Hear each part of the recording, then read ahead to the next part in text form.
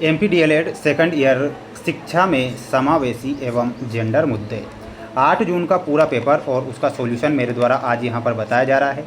My dear friends, जितने भी paper मैंने जो हो चुके हैं बताए हैं, आप जानते हैं कि 101% वहीं से प्रश्न बने हैं और छपे हैं। अब भी मेरा यही कहना है कि मेरे द्वारा जो 4 सेट पेपर चैनल पर डाले जा रहे हैं, इन चारों सेट पेपर को आपको ज़रूर पढ़ना है, क्योंकि 100% प्यार विद्यार्थियों प्रश्न परीक्षा में बाहर नहीं है और प्रत्येक विषय का पेपर मैं देख रहा हूँ, डेली देख रहा हूँ और वही क्वेश्चन आ रहे हैं जो कि मेरे द्वारा यहाँ पर बताए जा रहे हैं।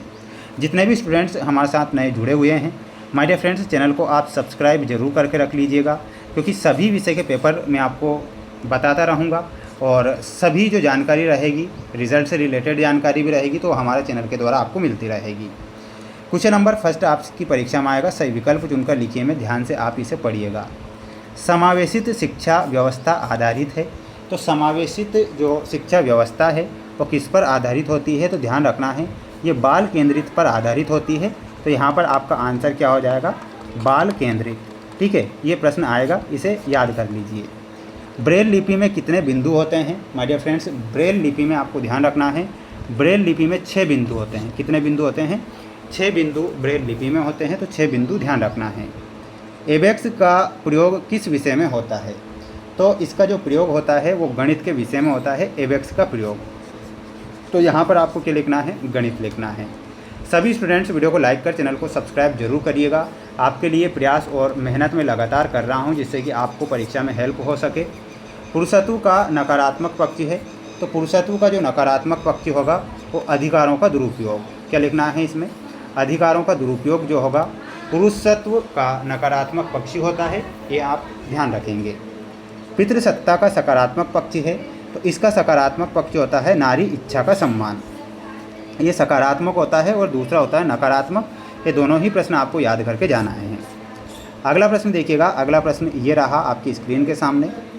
भारतीय पुनर्वास अधिनियम में पारित हुआ था, तो ये कब पारित होता है? ध्यान रखना है 1992 में। ठीक है, यहाँ पर 1992 आपको करेक्ट करना है। समावेशी पाठ्यक्रम है, तो समावेशी जो पाठ्यक्रम है ये कैसा है? ये व्यापक पाठ्यक्रम है। यहाँ पर आपको लिखना रहेगा व्यापक। डिस्कैलकुलिया से तात्पर्य है, तो गणितीय कमी से इसका तात्पर्य होता है। तो यहाँ पर आपको क्या लिखना है? गणितीय कमी। अगला है, भारतीय पुनर्वास परिषद का मुख्यालय कहाँ पर स्थित है? तो ये नई दिल्ली में स्थित है। ध्यान रखना है, नई दिल्ली। अगला है, पितृसत्ता का आदर्श स्वरूप है, तो नारी योग्यता का सम्मान। क्या लिखना है? यहाँ पर लिखना है नारी योग्यता का सम्मान। इतना आपको यहाँ पर लिखकर आना रहेगा। स्क्रीनशॉट लेते चलें, इन सभी प्रश्नों को याद करते चलें, क्योंकि माय डियर फ्रेंड्स ये प्रश्न आ रहे हैं, एक भी क्वेश्चन आपका बाहर नहीं जाएगा, इसलिए आप पूरा पेपर पढ़कर ही जाएं।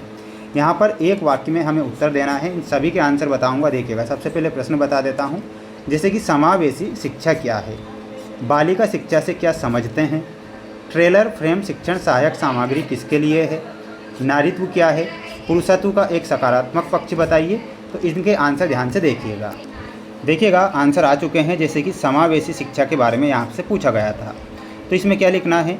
समावेशी शिक्षा वह प्रणाली है जिसमें सामान्य और विशिष्ट आवश्यकताओं वाले बच्चों को एक साथ एक ही विद्यालय में शिक्षा दी जाती है, जिसे समावेशी शिक्षा बोला जाता है। इतना आपको यहाँ से स्क्रीनशॉट लेकर लिखना रहेगा। दूसरा प्रश्न परीक्षा में आएगा, ध्यान से देखिएगा। बालिका शिक्षा से क्या समझते हैं? ये प्रश्न ध्यान से समझना है।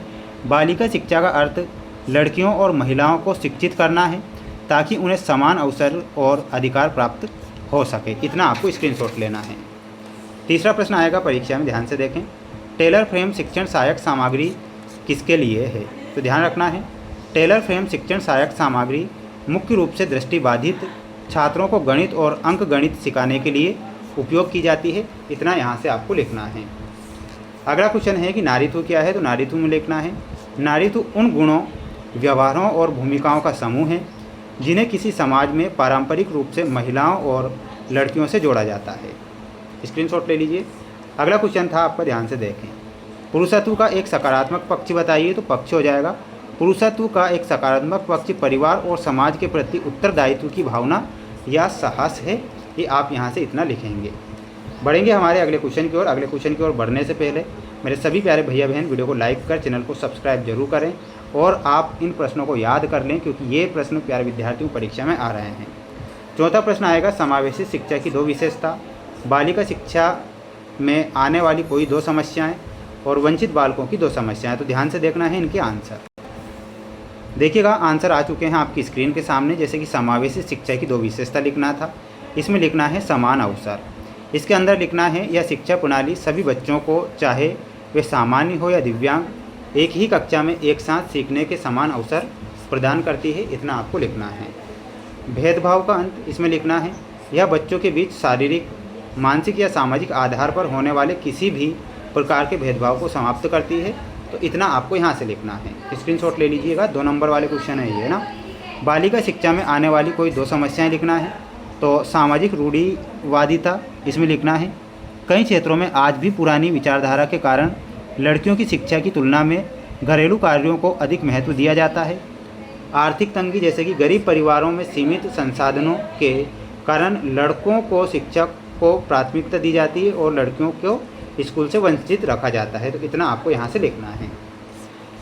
अगला प्रश्न देखिएगा, इसका आंसर भी है कि वंचित बालकों की दो समस्याएं। तो हीन भावना, इसके अंदर लिखना है समाज की मुख्य धारा से कटे होने के कारण इन बच्चों में अक्सर आत्मविश्वास की कमी और हीन भावना पैदा हो जाती है। दूसरा पॉइंट लिखना है मूलभूत सुविधाओं का अभाव, इसमें लिखना है इन बालकों के पास पौष्टिक भोजन, साफ पानी और पढ़ाई के लिए उचित वातावरण जैसे आवश्यक संसाधनों की भारी कमी होती है। तो इतना आपको यहाँ से लिखना है। माय डियर फ्रेंड्स, इसके बाद देखिएगा ये जो कुछ क्वेश्चन जो मैं बता रहा हूँ इन्हें आप याद करके ही जाएं। इसके बाद देखिएगा इन तीनों के आंसर। देखिएगा प्रश्न था हमारा कि श्रवण बाधित बच्चों के दो लक्षण। तो इसमें क्या लिखना है, बोलने में कठिनाई होना या शब्दों का स्पष्ट उच्चारण ना कर पाना। दूसरा पॉइंट, सामान्य आवाज़ पर प्रतिक्रिया ना देना या बार बार बातों को दोहराने के लिए कहना। स्क्रीनशॉट ले लीजिए। अगला क्वेश्चन था हमारा कि मंद बुद्धि होने के कारण। तो आनुवांशिक कारण, जैसे कि माता पिता के जीन्स में दोष या गुणसूत्रों की असामान्य संख्या। पर्यावरण कारण भी हो सकता है, जन्म के समय ऑक्सीजन की कमी या गर्भावस्था के दौरान माता को गंभीर संक्रमण होना। तो ये आप यहाँ से लिखेंगे। बढ़ेंगे अगले प्रश्न की ओर। अगला प्रश्न देखिएगा, ये रहा। पुरुषत्व की एक परिभाषा लिखना था। तो परिभाषा लिखना है सामान्यतः पुरुष का अर्थ उन गुणों, व्यवहारों और भूमिकाओं के समूह से है जिन्हें किसी समाज में पुरुषों के लिए उचित या विशिष्ट माना जाता है। इतना आपको यहाँ पर लिखना है। तो ये सारे के सारे 2 नंबर वाले क्वेश्चन भी मैंने बताए हैं। इसके बाद जो कुछ क्वेश्चन बच रहे हैं इनके आंसर मैं आपको लाइव क्लासों में बताऊँगा। तो लाइव क्लासों में सभी स्टूडेंट्स जरूर जुड़ें। मिलते हैं नेक्स्ट वीडियो में।